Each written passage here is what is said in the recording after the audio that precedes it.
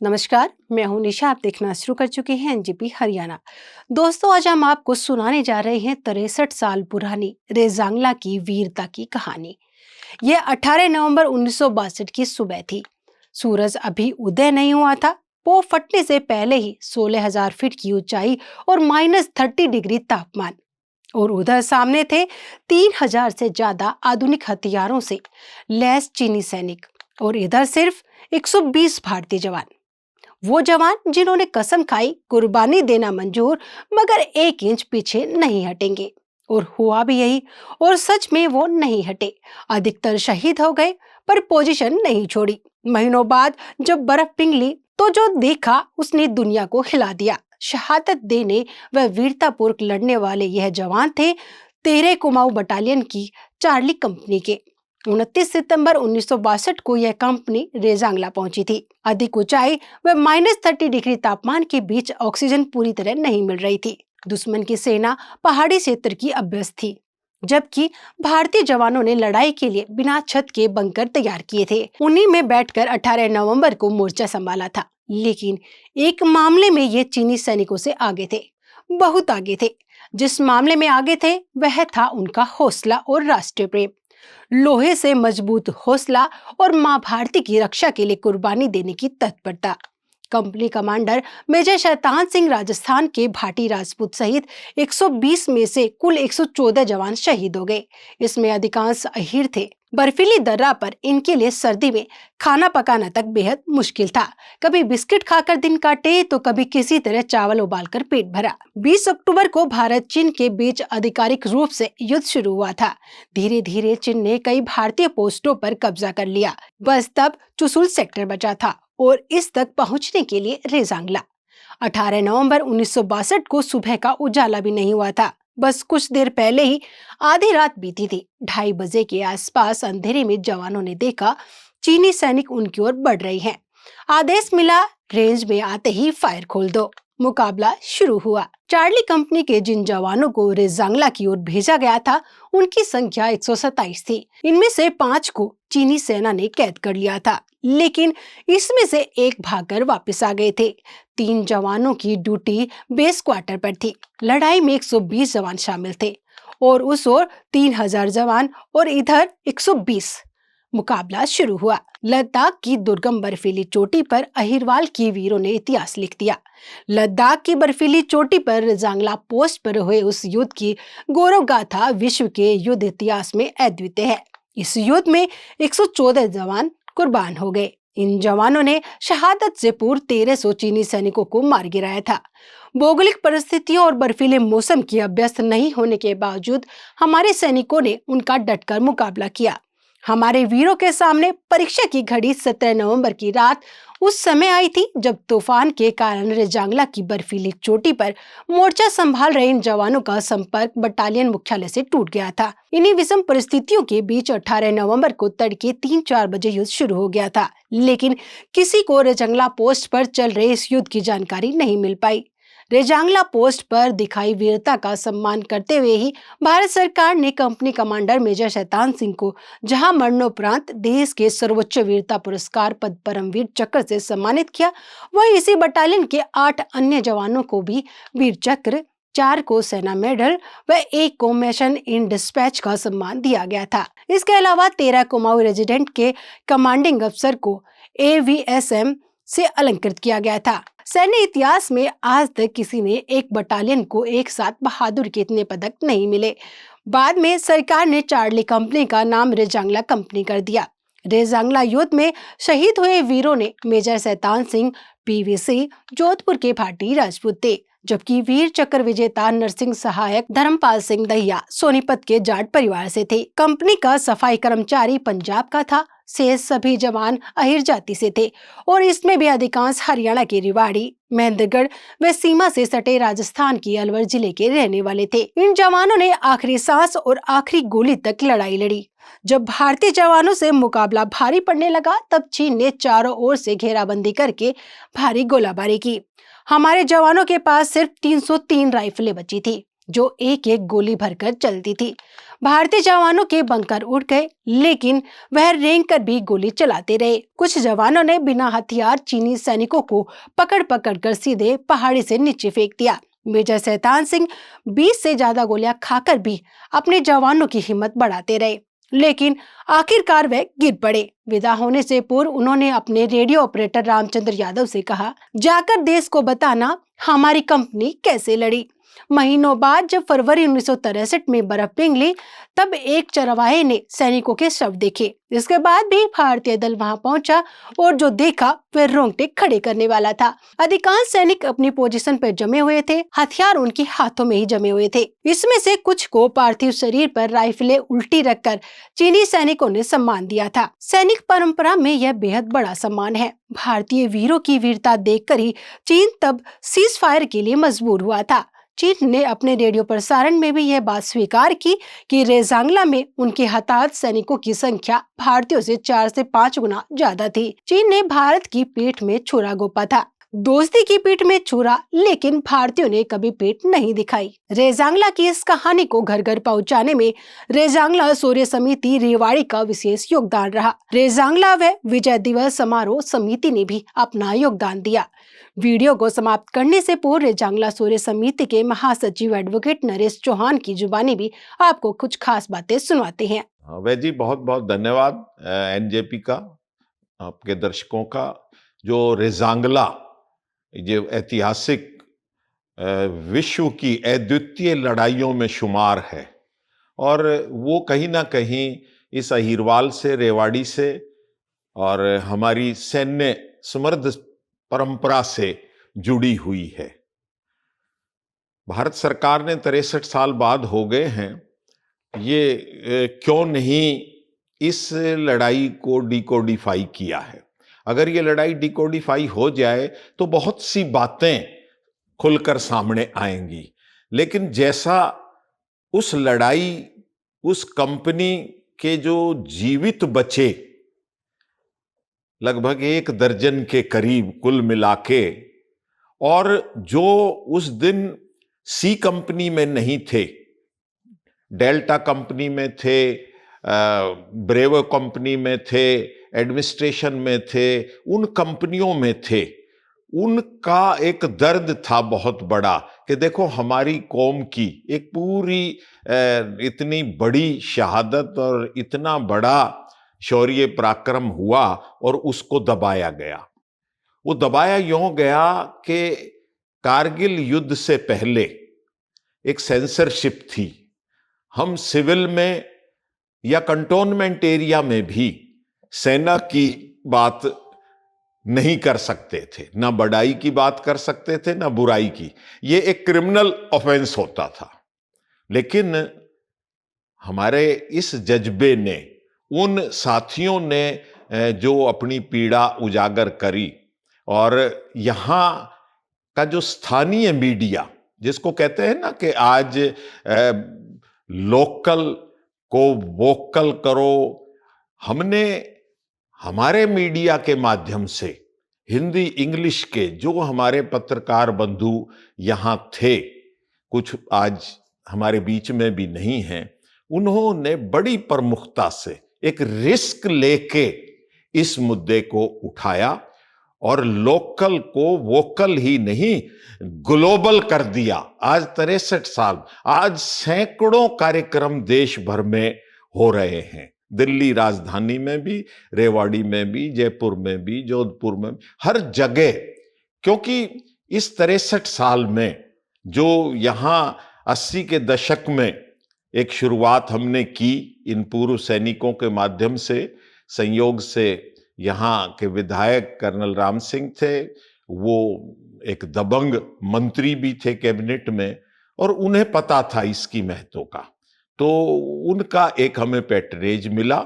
और हम निरंतर 18 नवंबर 1983 से आज 18 नवंबर 2025 तक, आंधी तूफान मेह बारिश कुछ भी आया हो, बीच में 1984 में प्रधानमंत्री इंदिरा गांधी की हत्या भी हो गई थी, लेकिन हमने 18 नवंबर का कार्यक्रम रेवाड़ी में बड़ी गरिमा से मनाना शुरू किया। जहां तक जो जीवित बचे, जैसे मैंने कहा ना, डिकोडिफाई नहीं हुई ये सारी चीजें। 8 जो वीर चक्र मिले, उन 8 वीर चक्र में 7 वीर चक्र हरियाणा से थे। सांतौर वाले हरिराम वो राजस्थान के वीर चक्र थे, बाकी 7 वीर चक्र हरियाणा के थे, और 2 वीर चक्र जिंदा को मिले।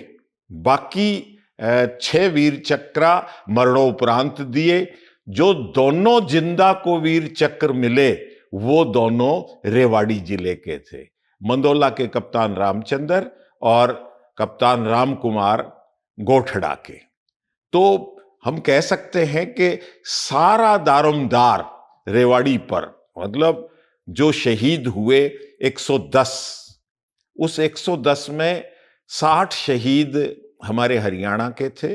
उन 60 में भी 26 शहीद अकेले रेवाड़ी जिले के थे, 25 राजस्थान के, 24 उत्तर प्रदेश के, एक सफाई कर्मचारी पंजाब का था।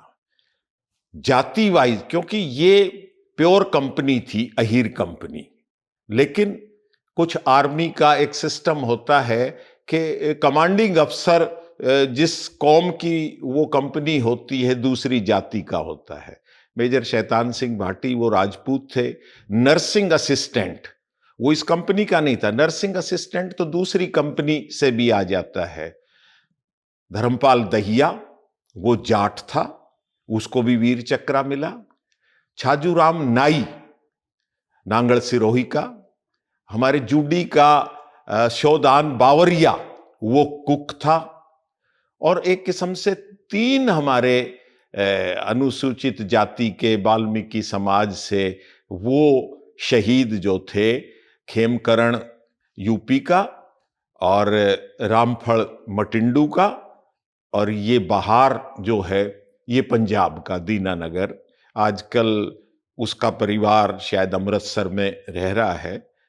तो ये कहानी बहुत विचित्र है, बहुत ही प्रेरक भी है, और भारत सरकार को और सेना के जो ट्रेनिंग कैंप हैं, इंस्टीट्यूट हैं, वहाँ इस कहानी को कि हमें कैसे डिफेंस करना चाहिए, हम कैसे एक मोर्चे पर कम नफरी में भी लड़ सकते हैं। चाइना ने भी हमारे इन जवानों की बहादुरी देख के, जब गोला बारूद इनका खत्म हो गया तो ये पहलवान थे, शाकाहारी थे, इन्होंने, चीनी छोटे कद के होते हैं, उनको दोनों हाथों में एक एक को उठाकर उनके मूंड भिड़ा के और उनको घुमा घुमा के उस दर्रे में, घाटी में फेंका था। और एक किस्म से चीन की रूह कांप गई, क्योंकि हमें आज तक आजादी को 78 साल हो गए, लेकिन हम सैनिक की कुर्बानी हमारे दिल पर नहीं लगती, हमारे निजाम के दिल पर। अमेरिका हो, रशिया हो और कोई देश हो, वहां का एक भी सैनिक मर जाए तो वो हिल जाते हैं। तो चीन को जब पता चला कि इतनी कैजुअल्टी एक कंपनी ने कर दी है, तो वर्चुअली हम कह सकते हैं कि वो हिल गए कि भाई पता नहीं इंडिया कितनी भारी तादाद में आक्रमण ये हमारा झेल रहा है। और 2 दिन तक उन्हें अपनी लाशें समेटने में लग गए, और तीसरे दिन तो बाइलेटरल सीज फायर चाइना ने कर दिया था। हमारा फिर भी दुर्भाग्य कि हमने जो बच गए, जो घायल होके आए, उनकी बातों को भी नजरअंदाज कर दिया हमारे अफसरों ने, क्योंकि उन्हें लगा कि भाई जब हम नेफा से लेके और लद्दाख तक पूरे रीजन में हार गए हैं चाइना बॉर्डर पर, तो ये अगर इतनी बहादुरी हम दिखाएंगे तो कहीं दाएं बाएं की भी हमारी पोल खुलेगी। तो इनकी जो स्पोर्टिंग कंपनी थी, इनको जिन्होंने फायर स्पोर्ट देना था, या वहां ब्रिगेड हेडक्वार्टर या उन अधिकारियों ने क्या किया, 3 महीने तक हमने सुध नहीं ली वहां रेजांगला पोस्ट पे जाके। वो तो जब बर्फ पिघलने लगी तो किसी गडरिये ने वहां जाके देखा कि वहां मोर्चा संभाले हुए सैनिक अब भी डटे हुए हैं और बहुत भारी मात्रा में गोला बारूद वहां बिखरा हुआ है। उसने नीचे आके आर्मी वालों को सूचना करी, क्योंकि वो नो मैन्स लैंड हो गया था। इंटरनेशनल रेड क्रॉस की मदद से हम 10 फरवरी के करीब वहां गए और 2-3 बैच में हमने 96 बॉडीज ही हम रिकवर कर पाए और वहां से फिर एक सामूहिक उनको चिता बना के मुखाग्नि दी। ब्रिगेडियर साहब ने, बड़े अफसर एक सेरिमोनियल वो रस्म अदायगी करते हैं। बाकी 13 कुमाऊं ये सी कंपनी फिर दोबारा खड़ी हुई। नंगली गोधा के सूबेदार हरी सिंह 6.25 फुट हाइट थी उनकी, 200 पाउंड से भी ज्यादा वजन था। उन्होंने वो मुखाग्नि का पूरा काम किया और वो क्योंकि इस इलाके के थे, आपस में रिश्तेदारी थी, 2 सगे भाई, 2 सगे जीजा साला, 2 सगे चाचा भतीजा, एक गांव के 3-3, 5-6 गांवों के 2-2, मतलब तो इतना उनको सदमा लगा हरि सिंह साहब को। 15 फरवरी को वो भी वहीं कोलैप्स हो गए और उनका दाह संस्कार भी इन शहीदों के साथ किया था। मेजर शैतान सिंह भाटी का शव हेलीकॉप्टर से जोधपुर भेज दिया था, उनका वहां अंतिम संस्कार हुआ। जो कहानी 114 की, एक तो 114 ब्रिगेड है वहां जिसके अंडर ये सारा मामला था। दूसरा ये कि 110 का तो रिकॉर्ड मिल गया इमीडिएटली कि भाई वो मिसिंग रिकॉर्ड, तो जाके फरवरी में पता चला कि कितने शहीद हुए, लेकिन 5 को चाइना ने कैद में ले लिया था। एक निहाल सिंह साहब, हमारे सेना मेडल चीमनावास वाले, वो रात को किसी तरीके से, वो एक बहुत अपनी कहानी है, वो रात को ही वहां से जान जोखिम में डाल के वहां से निकल आए थे। एक कैदी की, वहीं हमारे यहाँ का ही रेवाड़ी जिले का था, उसकी हड्डियां गड़ गई थी, वो कैद में ही मर गया था। तो वो जो 4 कैदी थे, तो आर्मी ने जब वो फ्लैश किया या कोई रिपोर्टिंग हुई तो वो 114 ही चला आ रहा है, क्योंकि हमने तो आर्मी से सारा रिकॉर्ड मांगा। जितनी भी किताबें, चाहे रचना बिष्ट ने लिखी हो, चाहे जय समोता ने लिखी हो, कुलप्रीत ने लिखी हो, ये सब हमारे से मटेरियल लिया और सब ने यहीं रेजांगला जो युद्ध स्मारक 1985 में जिसका नींव रखी गई और 1998 में ये बन गया, आज एक सिविलियन अहीर धाम के रूप में पूजा जाता है। आज भी पूरे देश में सैकड़ों जगह कार्यक्रम हो रहे हैं, लेकिन इस रेवाड़ी को जो समर्पित हैं, वीर नारियां हैं, वो यहाँ मत्था टेक के, कप्तान रामचंद्र साहब भी सुबह यहां मत्था टेक के मेरठ दिल्ली होते हुए वहां गए हैं। तो ये एक आस्था का केंद्र है, युवा पीढ़ी के लिए ये प्रेरणादायी है और भारत सरकार को और फौज को, मतलब इसको वो गरिमा अभी नहीं दे पाई है, वो देनी चाहिए जिसकी ये कुर्बानी, ये शहादत, ये पराक्रम डिजर्व करता है। दोस्तों, आपने नरेश चौहान को सुना। कुछ समय से इन्होंने अपना नाम राव नरेश चौहान राष्ट्रपूत लिखना शुरू किया हुआ है। रेजांगला शौर्य समिति के महासचिव के नाते इनकी बातें सुनी। कल विजय दिवस व रेजांगला समिति की ओर से कैप्टन अजय सिंह यादव व उनके साथियों ने भी रेजांगला के वीरों को नमन किया, शहीदों को नमन किया। रेवाड़ी ही नहीं बल्कि पूरे देश और प्रदेश में जगह जगह रेजांगला के वीरों को याद किया गया है। रेवाड़ी के लिए विशेष बात यह रही कि उस युद्ध के 2 जीवित जाबाज आज भी तब की दास्ता बताने के लिए हमारे बीच हैं। दोस्तों, आपको रेजांगला की यह स्टोरी कैसी लगी, कमेंट बॉक्स में जाकर बताइएगा जरूर। नमस्कार।